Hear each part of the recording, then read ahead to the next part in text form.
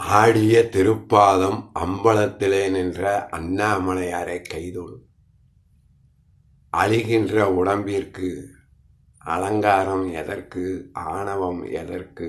அதிகாரம் எதற்கு?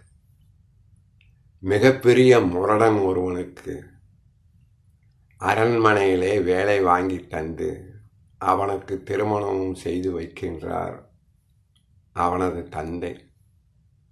திருமணம் முடிந்த சில மாதங்களிலே அன்பு மனைவியானவள் தனது பெற்றோர் வீட்டிற்கு சென்றுவிட அவளை காண வேண்டும் என்ற ஆவலிலே இரவு நேரத்திலே கொட்டுகின்ற பேய் மழையிலே அவளை காண செல்கின்றான் அந்த முரடன். இடையிலே ஆறு ஒன்று குறுக்கிடுகின்றது. அந்த ஆற்றிலே வெள்ளம், காற்றாற்று வெள்ளம் பெருக்கெடுத்து ஓடுகின்றது.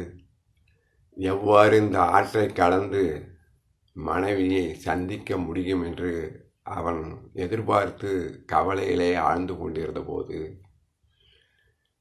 இறைவனின் திருக்கருணையின்படி தெப்பம் ஒன்று மிதந்து வருகின்றது. இறைவனின் கருணையை எண்ணி எண்ணி வியந்த அவன் அந்த தெப்பத்தை பிடித்து ஆற்றை கடந்து ஊருக்குள் சென்று மனைவியின் வீட்டை அடைகின்றான். வீடு பூட்டி இருக்கின்றது. அவர்கள் மாடியிலே இருக்கின்றார்கள்.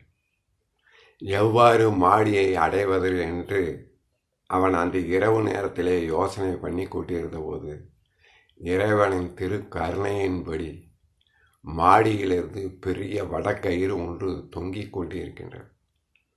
அந்த வடக்கயிறை பிடித்து அவன் மாடியை அடைந்து கதவை தட்டுகின்றான்.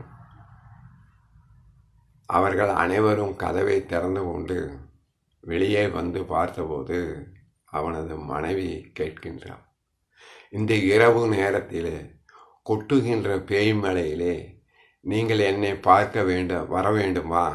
நீங்கள் எவ்வாறு ஆற்றை கடந்தீர்கள் என்று அவனை கேட்டபோது அவன் சொல்கின்றான், இறைவனின் திருக்கருணையின்படி தெப்பம் ஒன்று மிதந்து வந்தது.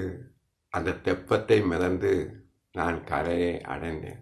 சரி, கீழிருந்து மாடிப்படிக்கு எவ்வாறு வந்தீர்கள் என்று அவள் கேட்டபோது அருகிலே இருந்த வடக்கயிறை அவன் சுட்டி காட்டுகின்றான். விளக்கு வெளிச்சத்தில் பார்த்தபோது அதை வடக்கயிறு அல்ல, உயிருடன் உள்ள மலைப்பாம்பு என்பதை அறிந்து அவன் திடுக்கிடுகின்றான்.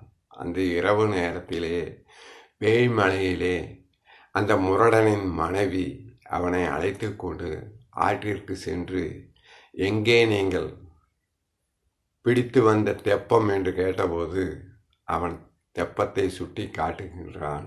அது தெப்பம் அல்ல, கணவனால் கைவிடப்பட்ட ஆற்றிலே குதித்து இறந்து போன ஒரு பெண்ணின் சடலம் என்பதை அறிந்த அவன் திடுக்கிடுகின்றான். அந்த ஆற்றங்கரையிலே அந்த முரடனின் மனைவி கொட்டுகின்ற பேய் மலையிலே அவனுக்கு அறிவுரை வழங்குகின்றான். அழிகின்ற மண்ணுக்குள் அழிகின்ற இந்த உடம்பின் மீது பற்று வைத்துள்ள நீங்கள் அழியாத செல்வமாகிய ராமநாமத்தின் மீது பற்று வைத்தால் இறைவனின் திருவடி நிழலை சீக்கிரம் அடையலாமே என்று அவள் கூறிய போது அவனுக்கு அவள் மனைவியாக தெரியவில்லை, பத்தினியாக, கண்கண்ட தெய்வமாக, குருவாக தெரிந்ததை அறிந்ததை உணர்ந்த அந்த முரடன் அந்த ஆற்றங்கரையிலே மனைவியின் கால்களிலே விழுந்து வணங்கி விடைபெறுகின்றான். அந்த முரடனுக்கு உள் இருந்த முரடன் மறைந்து துளசிதாசர் என்ற ராம பக்தர் அந்த இரவு நேரத்திலே கொட்டுகின்ற பேய் மலையிலே ஆற்றின் கரையிலே ஜனனம் ஆகின்றார்.